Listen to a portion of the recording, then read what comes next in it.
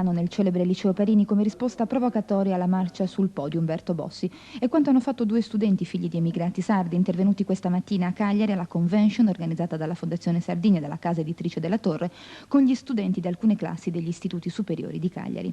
Alessandro Giorgio e Davide Bucco hanno voluto sottolineare davanti a una platea di coetanei il loro orgoglio di sentirsi sardi in una città come Milano dove i ritmi sono frenetici e tutti si sentono oggetti da montare e smontare.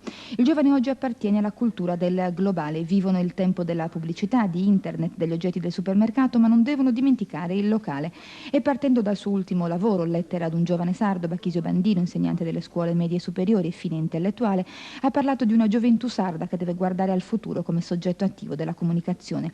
La Sardegna, ha detto, deve diventare crocevia di linguaggio e di forme del comunicare, dove il vecchio che sopravvive si incontra col nuovo che avanza. Bandino, profondamente radicato nella realtà della sua terra, non crede ai miti dell'identità come purezza. La lode dei tempi andati, ha detto, è antistorica se non sa interpretare il presente. Il giovane è un essere in frontiera, ha detto, la nuova frontiera della Sardegna passa attraverso ciascuno di noi. Hanno proposto di introdurre un corso di lingua sarda nei programmi della loro scuola, Liceo Parini di Milano, e hanno chiesto persino un finanziamento per i minatori della Carbo Sulcis.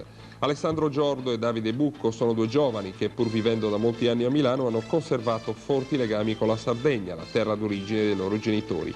Nei mesi scorsi, sempre al Parini, per le elezioni dei rappresentanti d'istituto, hanno presentato con successo una lista sarda.